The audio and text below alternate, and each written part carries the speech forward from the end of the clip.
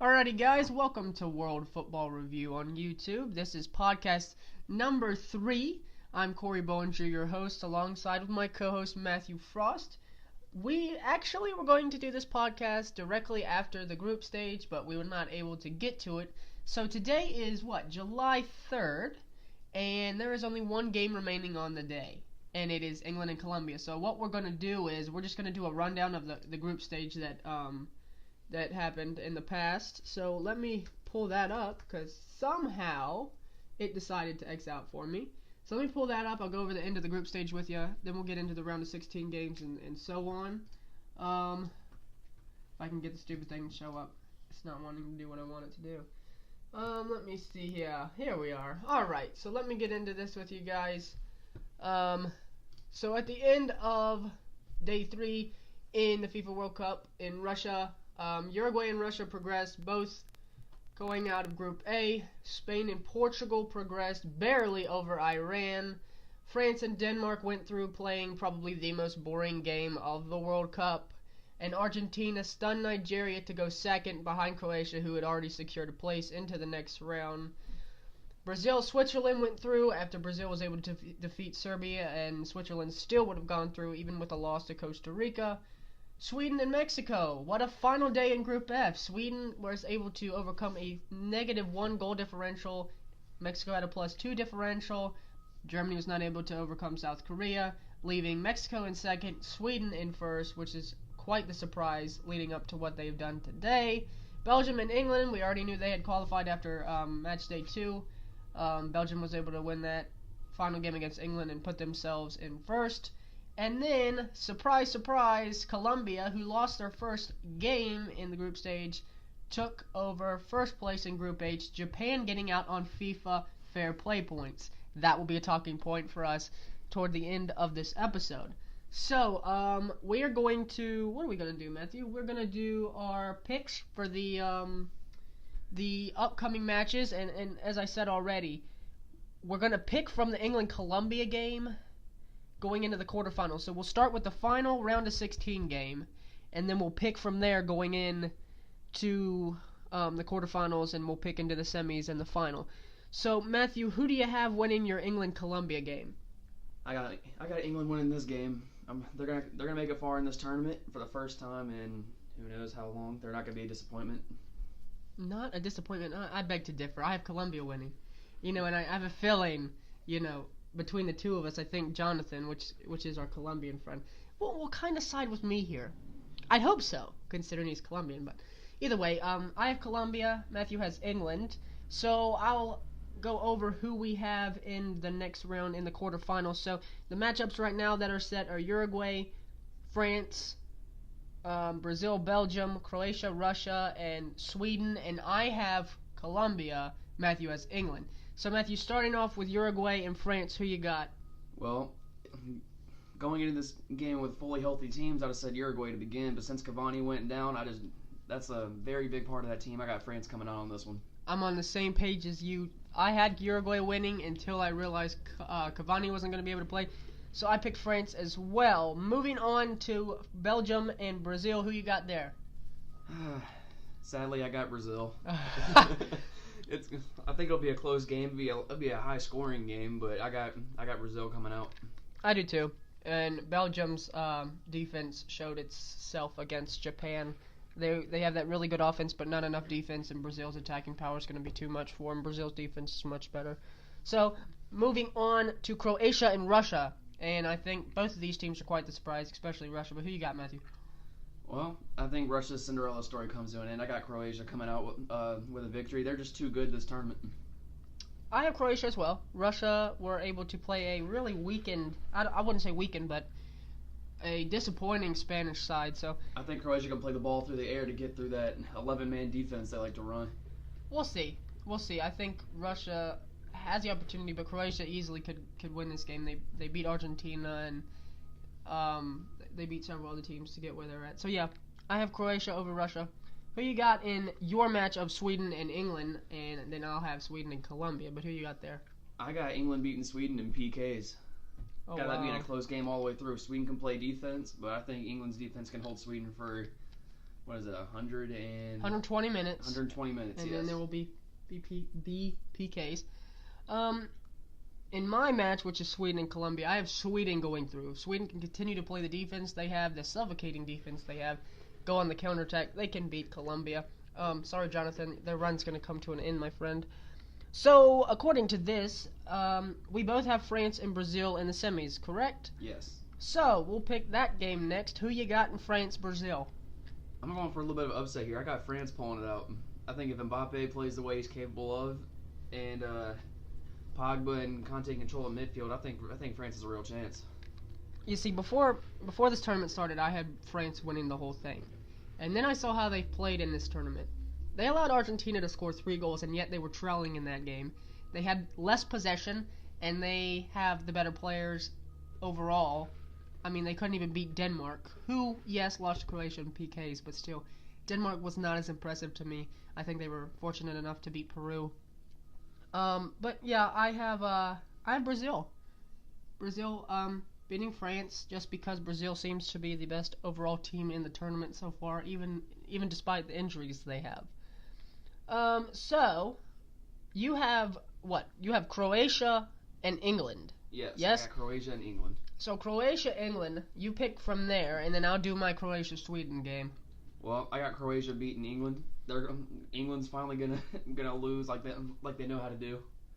Croatia's gonna make it to the final. Well, I'm fine with England losing, but I have a feeling they'll lose to Colombia, as I already said. So between my two teams, Croatia, Sweden, I'm going for the upset here. Sweden topped Group F. They have 1 loss in I don't know how long, and that was to Germany in the dying embers of that crazy second match in Group F. I have Sweden beating Croatia, going to the final against Brazil. I think if Sweden can continue to play their defense, just like they have the entire tournament, especially today against Switzerland, and play on their counter, as I said already, they can win against pretty much any team except Brazil, and we'll get to that in a minute. So, Matthew, who's your final? France and Croatia. France and Croatia. So Matthew has France and Croatia. So who you got there? Well, I'm gonna start this off by saying this World Cup's been filled with many surprises, many upsets, just a lot of surprising wins. Wins we never thought would come. I thought, why not go with that with the final? Also, I got Croatia beating France. Okay, so he's got Croatia beating France, which is insanity. But he's always had an infatuation with Croatia.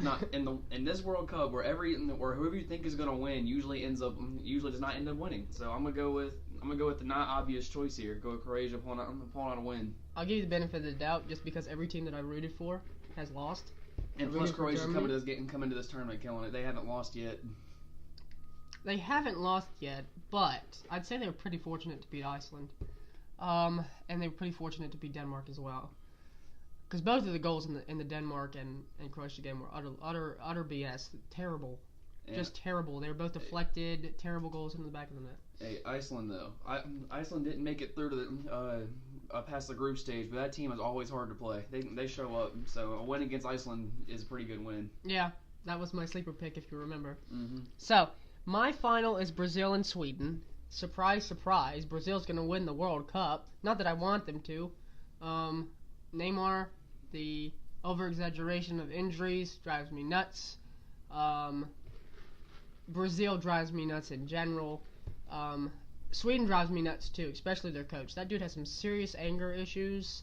If that ends up being the final, which I assume it will be, Brazil-Sweden, I could care less who wins the thing, but if I had to pick one, I'd pick Brazil just because, the experience and they just overall are a better quality team. So, those are our picks for the rest of the tournament. We're going to move on now to the most disappointing team to progress to the quarterfinals.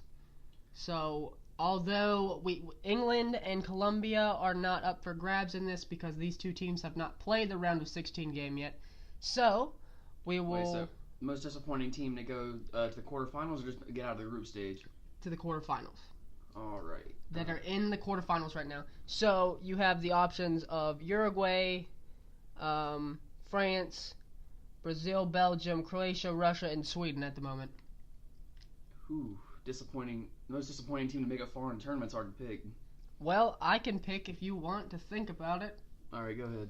My most disappointing team to progress to the quarters is Belgium. Yeah, I know that may come as a surprise, especially to you, but their bad defense was shown against Japan. They allowed 2 goals. They were able to come back. They have great attacking talent, but that doesn't make a difference. Your attacking talent can be great, but you still have to have a good defense.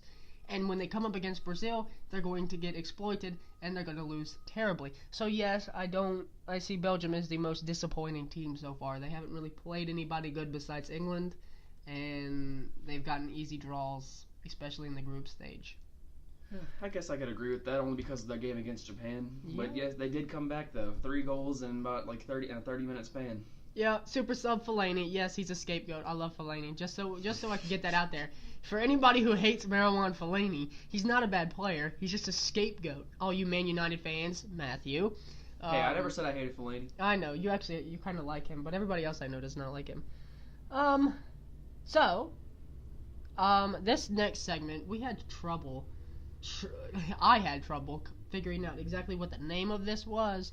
So let me look here. Just teams you expected to leave in the group stage, right? The way I have it put on here is most expected team to leave in the group stage that progressed to the round of 16. So the team that we thought would leave in the group stage, or should have lost in the group stage, but they moved on to the round of 16. All right, look, I had Japan, but that's kind of cheating, so they only made it through on fair play points. Yes, that will be a talking point for us. Yeah, so toward the end of this, I'm gonna stick with Japan. That's your team, huh? Yeah, team that should not have made it, but I guess they didn't get yellow cards. So. Well, I have Japan as one of them, but if I had to pick my top team that progressed that I don't think should have, it's Argentina, just because they had it in the bag against Nigeria. Nigeria were unfortunate not to get the penalty call at the end of the game. Argentina got killed by Croatia, held by Iceland. They didn't deserve to be there, and they got exploited against France, as we knew they would.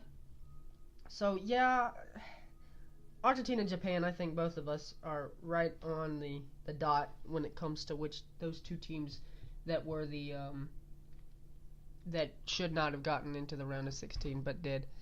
So moving on to our next point of talking today, I believe it is our biggest disappointing team of the entire tournament. Yeah, I had 2 teams here. One's like Germany, obviously. Yeah. I mean, that is a very disappointing team. They finished last in their group. Yeah. But then I also had Egypt in here only because I think we all came in here expecting Egypt to do something. We both had them getting out. We both had them getting out. Thought they'd do something. Thought Mo Salah would come in that first game and against Uruguay and just put on a show, but it just didn't happen. That's why it's disappointing for me.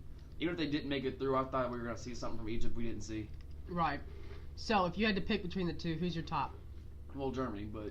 Okay, well, I'm glad we're on the same page there because, yeah, as a German myself, Germany was the most disappointing team of the entire tournament. Defending champions, great roster, tons of quality, and yet they couldn't beat Mexico or South Korea. I'll give credit where it's due. Mexico came out better than us. We got that one tactically wrong. And South Korea, let me tell you something. Played suffocating defense the whole game long. Germany had over 20-some shots, and I only believe about 6 of them were on target. You get more shots on target, your conversion ratio is higher. So, Germany overall, attacking and defensively, were the most disappointing team of the entire tournament. So, we're going to do a flip-flop from going from the most disappointing team of the entire tournament to the most impressive team of the entire tournament for both of us. Who you got, Matthew? Well, then again, I also wrote down 2 teams here. I got Russia and Croatia, but if I had to pick one, I'm taking Russia. I never thought they'd get this far. Never thought they'd actually beat Spain either. I didn't think they'd beat Egypt. I was surprised when they beat Saudi Arabia the way they did. And, they got exploited against Uruguay. Fairly obvious how that happened, and that was expected. But my most impressive team of the entire tournament was Sweden, and still is Sweden, because Sweden is fighting to live another day, as they beat Switzerland this morning. So, I mean, Sweden. That's how Russia did it against me. I've not seen Russia play that much defense in one game. They probably had the possession stat was like 75-25. In that second half, they may have had the ball for like 5 minutes total. Well, let's be honest. The PK call that Russia got was legitimate. PK's arm was up in the air. Russia, the thing about it is, these defensive teams, including Sweden and Russia, neither of them, I have Sweden getting to the final, but that's just because they're on the easiest side of the table, and it really just depends on the England-Colombia game. But these teams that play defense the whole time, they're going to get worn out eventually, especially if they go into extra time. Russia didn't break against Spain, but when they go up against Croatia, they're going to have to be on a different level. Spain was quite disappointing. They just didn't move fast enough, just like Germany. So you have the two past World Cup champions leaving, and yet you have Sweden and Russia in the quarterfinals, which is insanity. It's insane that this World Cup is off the freaking rails, man. It's just crazy. All right. So another segment that we've got is, correct me if I'm wrong here, this is what I've got down, the biggest overall group surprise. Yeah, I'm still going with right? Germany's the biggest group surprise. So your biggest group surprise is them bottoming out on that group and leaving. Yes. My biggest surprise, I'm sick and tired of talking about the Swedes, but it's coming. My biggest surprise is Sweden topping Group F after going in the final day and not even being guaranteed a spot in the next round.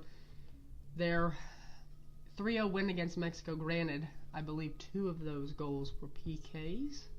I know one of them was, 2 of them might have been.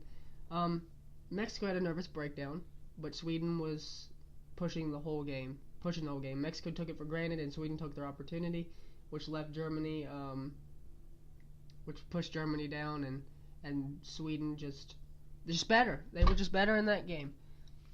So all I can say is Sweden is my biggest surprise of the group stage, and yeah, they're my biggest surprise of the entire tournament as well. So we're gonna switch it up a little bit, and I think I'll go over the stats here real quick. We're gonna pick who we believe will win the Golden Boot in this tournament. As of right now, Lukaku is on 4. Did he score yesterday? I don't think he scored yesterday, did he? No. I don't believe so. No, I don't think so. So Lukaku's on 4, Ronaldo's on 4, which Ronaldo's out of the tournament, so he's not going to win it. And then Kane is on 5. Those 3 players are the only 3 that they're circling on right now. But one of them's out of the tournament, and another one has only scored because he scored 3 penalties. Harry Kane, 3 penalties. Wow. Penalty kicks. I don't think that should count really toward the Golden Boot. You should be able to score in regular time. I think that should be Golden Boot goals. But either way, Matthew, who's your Golden Boot winner? And it doesn't have to be one of those 3 players. Well, I went with him anyways. I think the eventual Golden Boot winner of this tournament will be Harry Kane, depending on how he plays against Colombia and how he if they win that game, depending on how he plays against who would they be playing? Sweden. Yeah, depending on how they play against Sweden. If they go through, they'll play Sweden. We'll see what happens against Colombia. That game has been yet to play. Well, actually, right now we are 34 minutes away from that game at the moment. Yes, 34 sir. minutes away from the kickoff of Colombia and England. Either way, my Golden Boot winner, which is not one of those 3, is Neymar. The reason I say that is he has 2 goals right now, but the difference being Neymar has the opportunity to score many, many goals. I'm sure he'll probably score at least 1 in the next, if they get to the final, he'll score 1 in at least the next 3 games, because he'll have Belgium, and then he'll have whoever he gets in the semi, and then he'll have the final. Most likely, if Harry Kane goes out against Colombia, then the lovely Brazilian Neymar Jr. will be the Golden Boot winner. That's just my opinion. I think Neymar will be able to. He's been fairly, I wouldn't say disappointing to this point. He's been over-dramatic, over-exaggerating everything. He's scored not many, but he scored nice goals for the most part, especially the first one against Mexico yesterday. But either way, I still think Neymar will win the Golden Boot. So moving on, we're going to do our top 3 most disappointing players of the entire tournament, yes? Yeah, number 3, I got Thomas Muller. Oh, wow. Yeah, he he did not show up for this tournament in the least bit. Scoring 5 goals in the 2010 World Cup, 5 goals 2014. Played 3 games, and he did basically a bunch of nothing. Yeah, it was rough, okay? Yes, it was very rough. Let's be realistic. Muller hasn't played well didn't play well in the tournament, and he hasn't played well since the 2014 World Cup, really. He's been in bad form. So I agree with you. He's not in my top 3, but he's there. My number 3 is I'm gonna try to say his name. I believe I got it. Xherdan Shaqiri. Pretty sure that's how you say it. I know Shaqiri's his last name. I think it's Xherdan. I'm not real sure. Either way, Shaqiri's my third most disappointing player of the entire tournament, specifically because he's too predictable. He'll never go on his right foot. He'll always go on his left foot. And any coach on any level, especially today against Sweden, knows you force him to his right, he's not going to cross it, he's not going to shoot it, he's going to try to get it back on his left. And it was so easily exploitable against Sweden that Sweden were able to contain him the whole time. He scored the late winner against Serbia. That was because of a wicked deflection. He scored 1 goal in this tournament. He is Switzerland's best player, and he was expected to do more. So, in my opinion, he just wasn't good enough in this tournament. Well, pretty good pick, even though I don't know if I would put him there just because I wasn't expecting too much from him coming into this tournament. But number 2, I got Antoine Griezmann for France. Huh. What has he done this tournament? Well, This man has come in. I think Mbappe's had a better tournament than he has. I think just about everybody in that France attacking has had a better tournament than Griezmann has. He just hasn't shown up. well, I didn't expect that. I think the whole French team has been disappointing in general, but the players, I wouldn't call out a single one of them to be disappointing. There have been some impressive players. But let me throw it back to the Shaqiri thing for a second. You said that you wouldn't have put him there because you didn't expect much from him in the tournament. I put him there specifically because in every tournament that we've ever watched Shaqiri play in, he's scored a massive, crazy, wicked goal. At least one. He did it in the 2016 Euro. He did it in the 2014 FIFA World Cup. I was expecting at least one crazy goal. Now, that Serbia goal was not crazy. It was gifted. But I expected a player of his caliber. Yes, his team did get relegated this year. Sorry, Stoke City. They did get relegated this year, but I expected more from the player himself. He's not a bad player himself, so expected more there. But either way, my number 2, most disappointing player of the tournament, was David De Gea.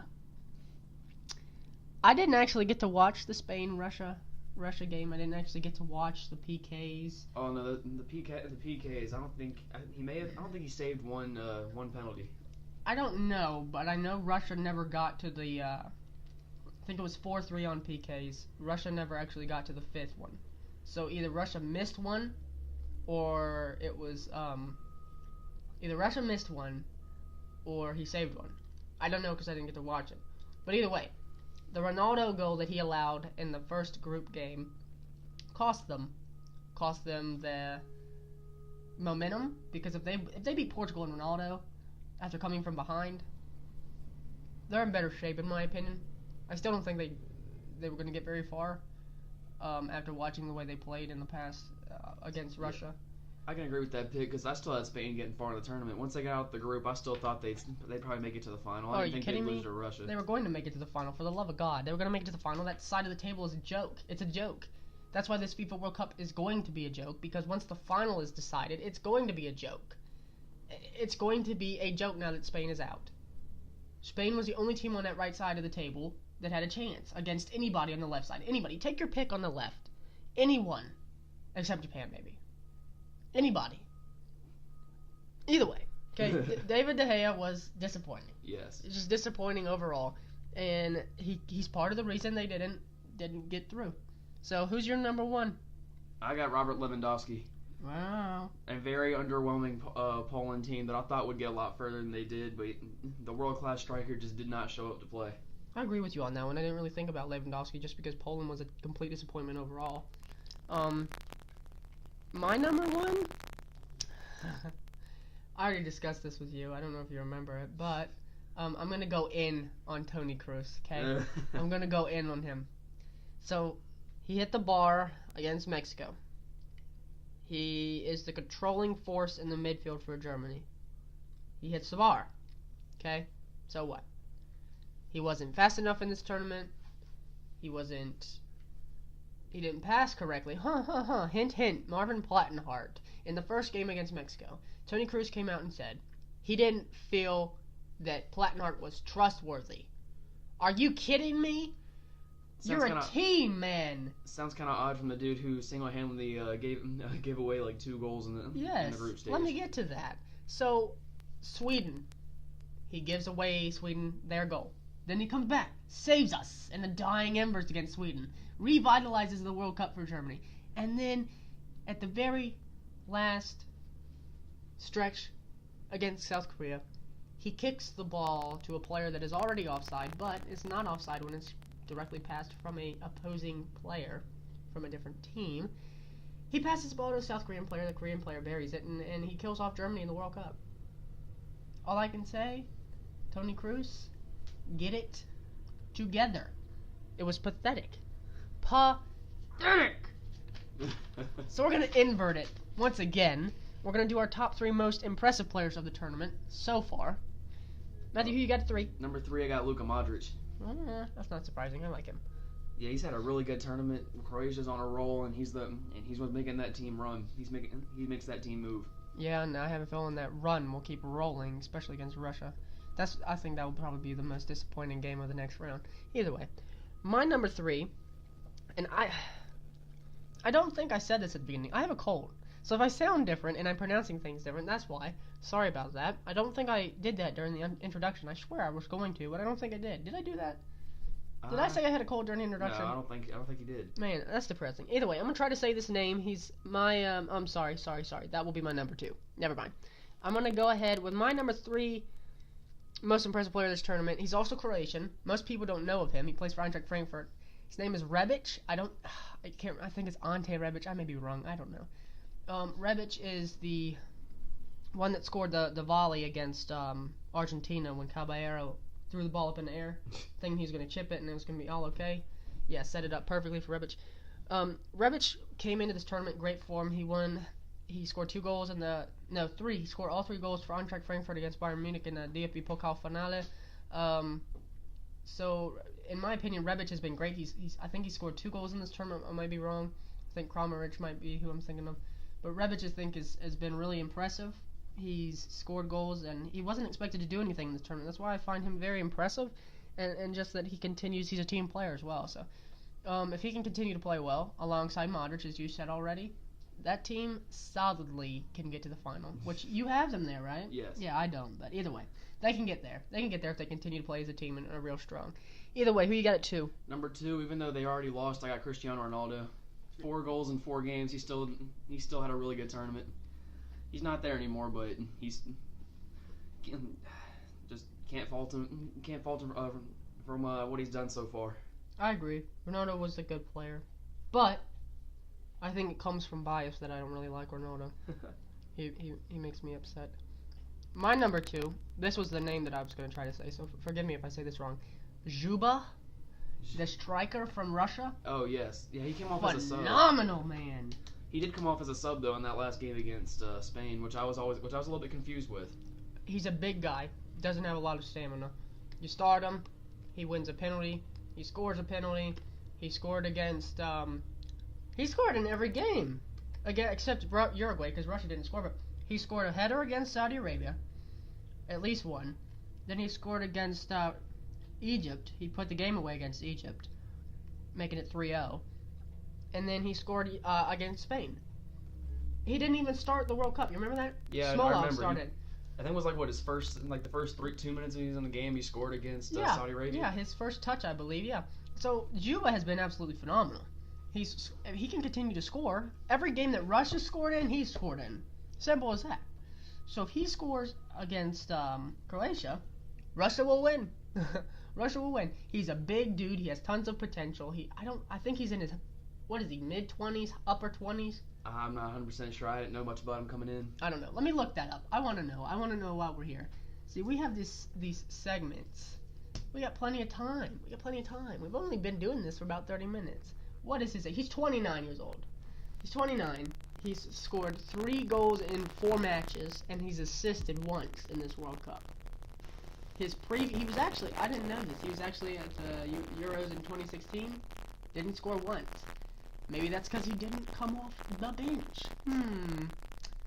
He came off the bench in this tournament against Saudi Arabia, and he's revitalized the attacking talent that Russia has, and I think that's why he's starting. Either way, the man can score a couple more goals. And, you know, Matthew, we're talking about this right now. I didn't realize he had 3. I didn't really think it out. It's 3 goals right now, right? Yes. Let's say he scores 2 against Croatia. He's tied with Harry Kane, and That is very true. who would have ever thought a Russian player could win the Golden Boot along with Russia actually possibly winning the World Cup? This is a team that didn't even have to qualify because it's held in their own nation. That is also true. That's nuts. That's nuts. Either way, give me a number 1. Number 1, I'm gonna go with the Golden Boot winner I had, Harry Kane. Penalties, yes, but he's also made all 3 of those penalties, which I'll give him credit for, which is something. Big stars are not making penalties in those World Cup. No, Modric, not really. Messi, and Ronaldo have all missed penalties, but he's made all 3 of his, and he scored other 2 goals and saved them against Tunisia. I just think Harry Kane's the best player so far. I like Harry Kane, okay? I used to be a Tottenham fan. I'm sorry, yeah, I just said used to be. So if anybody that listens to this is British, God forgive me, okay? I'm not British. I know y'all are you have this thing where you bleed the color of the team where you're born, and you don't, like, God forbid you're a Tottenham fan and then you switch to Arsenal. You go from Arsenal to Tottenham. You kill somebody, okay? Forgive me. I switched to Crystal Palace just because I was sick and tired of watching the same boring Spurs team over and over and over again. I like Harry Kane. He's a great player. I think that's a really good pick. But I'm going way down. Way down. A player that is only about 7 months older than me. And Matthew, you were born in 98? Yes. 98. You know when Kylian Mbappe was born? Like 2 weeks after me. 2 weeks after. He's born December 20th, Okay, so 1998. 11 days. He's 19, and so is Matthew. He is my number 1 because he is, I mean, he hasn't, let's be honest, he was gifted the goal against Peru. So that was his first one, right? Yes. Then he hasn't really created the opportunities for himself. He's been given the ball, but when he's called upon, his speed, he creates problems for other teams, especially against Argentina. That is a fast kid. He's insanely fast. I didn't realize he was that fast until I watched him play against Argentina. Maybe he just wasn't facing fast defenders, but either way, he scored 3 goals in this World Cup so far, along with Juba. I didn't realize that until now. Now that I'm looking at the stats, I think both of us can say we didn't realize that Mbappe was basically the best player, one of the best players in the tournament, now that I've realized it. But when he's been called upon, he's finished his chances. He's been in the right spots at the right time, and he's taken Griezmann's spot. So I'm gonna go with Kylian Mbappe as my number 1. 3 goals, just a phenomenal player. Now that I've looked at this, I think he can probably win the Golden Boot as well, because France are at least gonna make it to semi. Probably. Uruguay still has a chance. If Cavani was playing, they'd have a better chance, but either way. So, we're going to get into a few talking points here. Matthew, unfortunately, had to step out from him. He's on the phone, so he's making a phone call. So, I'm going to go ahead and I'm going to go over some of the talking points we have. We have quite a few. I'm assuming that Matthew will be back in a moment, and he'll be here to discuss the World Cup with me. I'm gonna invert our talking points for today, just because I want to talk about some of these other things toward the very end. VAR, Video Assistant Review, has been controversial since day 1, controversial since they brought up the opportunity of using it, controversial since it was proposed. It's been quite the talking point. There's been a lot of penalties given because of VAR. There's been a lot of some controversial calls. Hint, there was a PK that Nigeria should have had against Argentina. Argentina wouldn't have gone through. Whatever, we'll talk about that. But VAR has also allowed the most amount of penalties in an entire World Cup throughout, and that's, they hit 20 PKs in the group stage that was given already, and that hadn't even been given in an entire World Cup leading up to that point. So Matthew's back, and I'm sitting here discussing VAR decisions and penalty decisions and how ridiculous it's been. And Matthew, let's have a conversation about VAR, okay? You know I've never liked VAR. Before the World Cup, I told you were excited about it coming in. I wasn't, because I just think what the referee sees, he should go off of. If he doesn't see it, then he doesn't see it. Missed call. I think VAR, I thought before we came into this tournament, you know this, you just said it, I thought VAR was going to be a good thing coming into this tournament. And it started out that way, and then consistently they were giving PKs, or they were going to the monitor, they were stopping the flow of the game.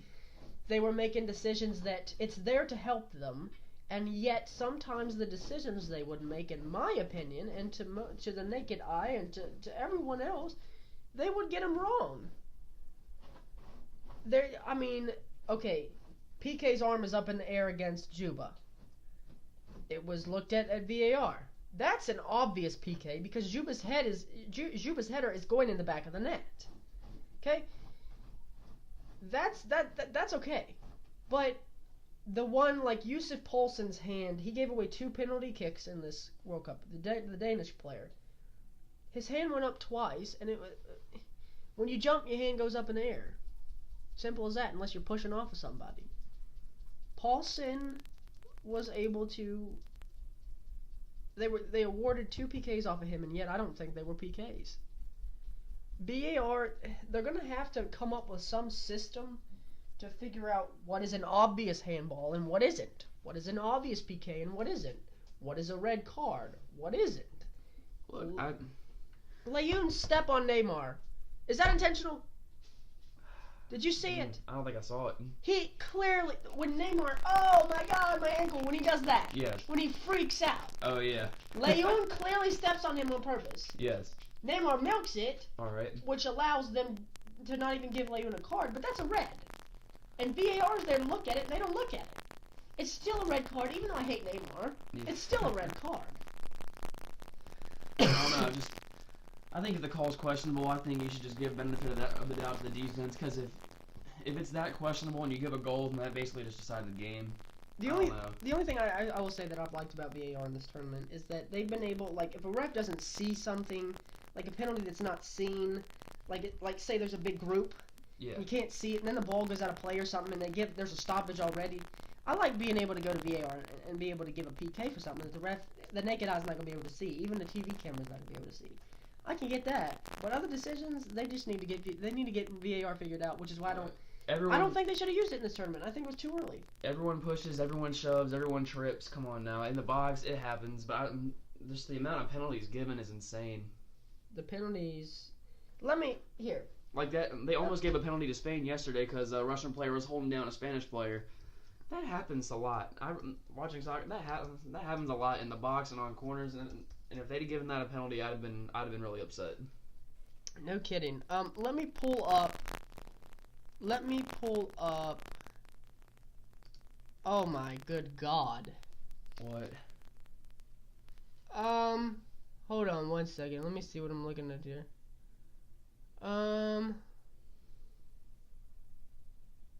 Okay, that doesn't work. That's not what I'm looking for. I'm looking at stats from 2006. Why is that even there? Oh,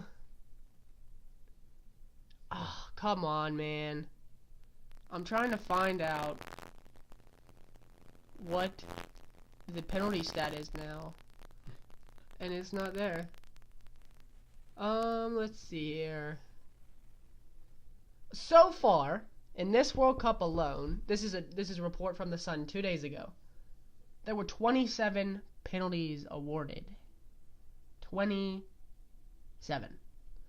The most recent to be the Juba one, I believe. Wait, no. Yeah, Juba, right? Juba, Spain. Was there a PK?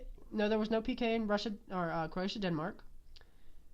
There was no PK in Brazil and Mexico. There was no PK in Japan and Belgium. And there was no PK today between Sweden and Switzerland. The most recent penalty being Juba, which if I'm looking at this, that doesn't have it on here. So that's 28 PKs given in this World Cup. 28 PKs given in this World Cup. Before we came into this tournament, the most amount of PKs given in an entire tournament was 18. They're almost 10. They're 10 goals above See, that. you can go back and review any play. You can find a penalty anywhere. It's ridiculous. It's ridiculous. VAR is giving away too many things. I'm glad they're trying to get it right, but they're giving away too many things. So how about some fair play points? That was the. Ooh, I got some mixed feelings on fair play points. It's the most appalling way to go out of the World Cup. That would really suck. No, dude. Germany going out of the World Cup was horrendous for me. It was like a huge shock. It came and it went like that. But for a team to go out because of some stupid yellow cards that are given based off of a referee's perception? Are you kidding me? Do you know how ridiculous that sounds? Now, I'll give Japan credit the way they played against Belgium. They played great. And they didn't shy away, but Senegal went out of this World Cup because of yellow cards. I mean, I'm not sure exactly what they could have done to make it different, but I don't know. Like, I don't have a solution here, but I'd just be so disappointed to get out because I got like another yellow card more than another team. There's an alternative. There's always an alternative. Now, I don't know what it would be. Because you can't make them get together in the middle of a tournament just to play another game or like. I mean, I would suggest penalty shootouts, but you gotta make them all join in one place just to do a penalty shootout to see who gets through, and that's a lot of effort. I know, but That makes the other team going through real tired to play their next tournament game. well, let's think about this. If you're Senegal, and FIFA calls you and tells you, we're gonna do a PK shootout against Japan to figure out who's gonna go through. Are you gonna take that opportunity? Yes. Heck yeah! If you're Japan, you're probably gonna complain about it. But at the end of the day, it's fair. Yeah, but let's say they're on two different sides of, like, Russia held in many different places. We're there at the two furthest spots. You gotta come together, and then you got a game in 2 days after you made them fly to get someplace. They gotta fly to another tournament. It's a lot more travel. Yeah, but it sucks for Senegal. It sucks. It I'm not does suck. Senegalese, and I'm not, like, I don't know how those people feel, the Senegalese people feel about it, but I do know from a neutral perspective, that's just not fair. Now, I know that's the way it is, and it's never been done in FIFA World Cup history, but still. They've got to come up with an alternative, okay? They've got to come up with an alternative to figure out how to pick between the possibilities, okay? They're going to have to come up with an alternative. But, you know, we'll let it go now. It's over. We're going to move on to how insanely lopsided is this bracket? Are you kidding me? Where you been all my life? If Germany gets through, first in their group as expected, it's a breeze to the final. It's a breeze. And then you go on the left side, like Mexico losing to Sweden and losing their goal differential. Mexico shot themselves in the foot. But, okay, so who we got on that left side of the table? We had Portugal, Argentina, Uruguay, France, Belgium, Belgium, Japan, and Mexico. Hello? And then on the other side, man, listen to this. This is impressive.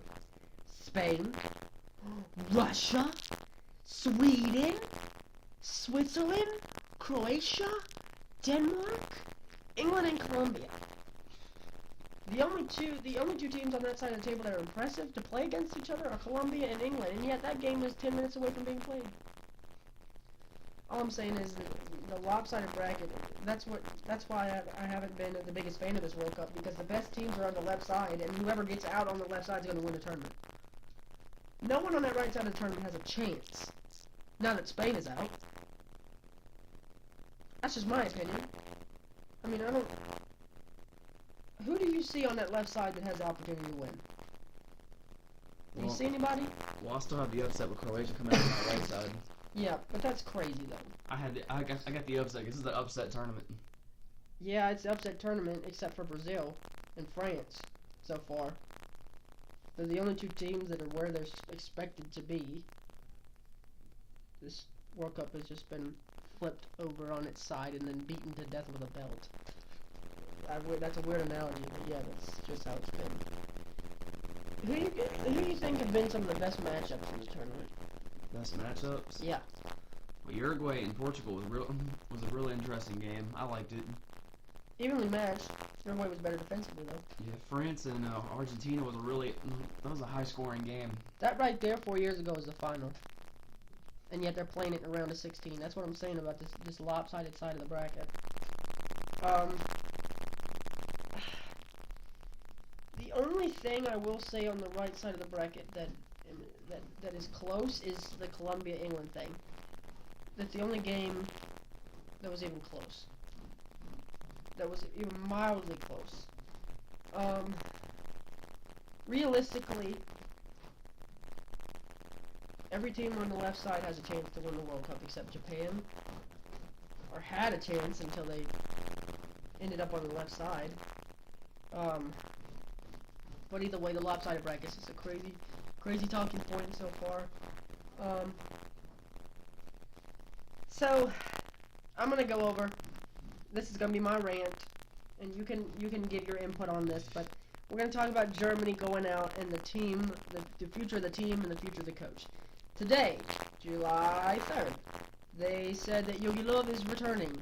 I'm very happy about that. The team was just in bad form. It's not his fault. There were some tactical changes that he made that I don't agree with, but he has been the heart and soul of that national team since 2006, never finishing any lower than a semifinal or in third place, not a semifinal. Never finishing lower than third place. This was the most disappointing FIFA World Cup tournament for a German side ever. Yes, but also he's probably, in my opinion, the best coach Germany's ever had. Either way, he's coming back. The team, there needs to be more. Okay, so average age of the team going into 2022, bearing the team qualifies for the World Cup. Don't see why not. The average age is about 32 and a half years old. If you keep the same roster. If we keep the same roster we had this time around. There needs to be some youth added to the team for Germany just to see what they have. Players like Nicholas Stark, Michael Weiss, player Serge Gnabry, even Leroy Sané. I still don't think he should have made the roster, and he didn't. Okay. Julian Brandt needs more playing time. Mark Uth, he's 28. He's a striker. He's moving to Schalke this year. I think he needs some playing time. I think he deserves a chance. Gomez is most likely going to retire. I think Uth deserves a chance. I just think this team has we just need to look to the future. Not that any of these players that were in this World Cup didn't deserve to be there. Royce and Muller, in my opinion, need to be back. Neuer needs to be back. Hummels, Boateng needs to be back. Kimmich needs to be back. The midfield, now that's up for grabs, in my opinion, with Kroos and Khedira, both having quite the rough tournament.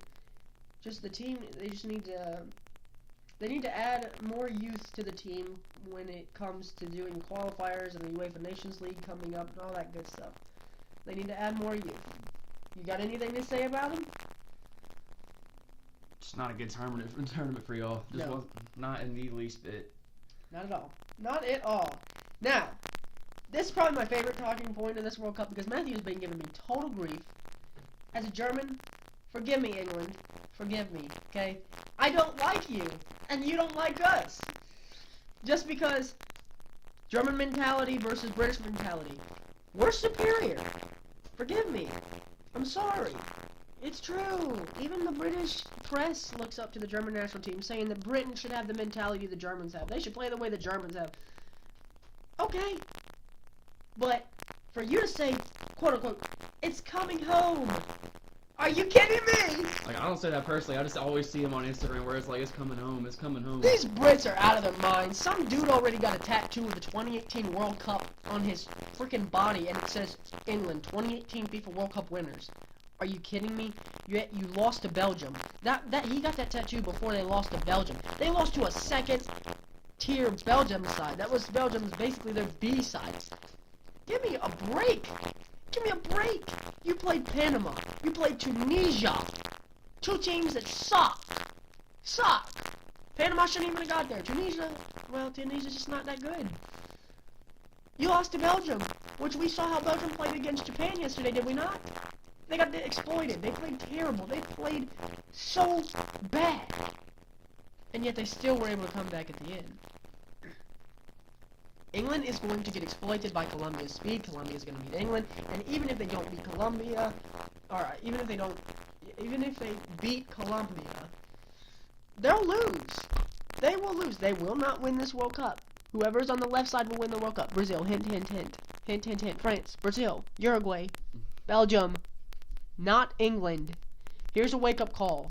For any British person that says that Gareth Southgate is a better coach than Roy Hodgson is bull.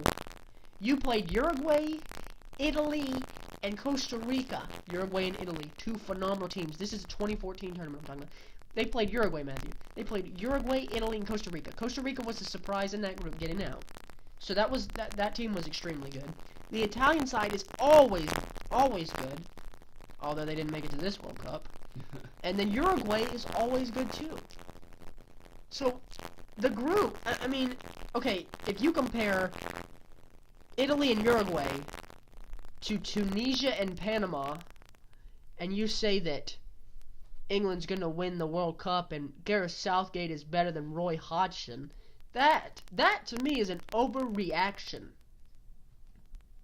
It is an utter overreaction. Because you've played two terrible and appallingly terrible teams, and then a team that, in my opinion, now that I've seen the way they played against Japan, kind of got too much hype surrounding them.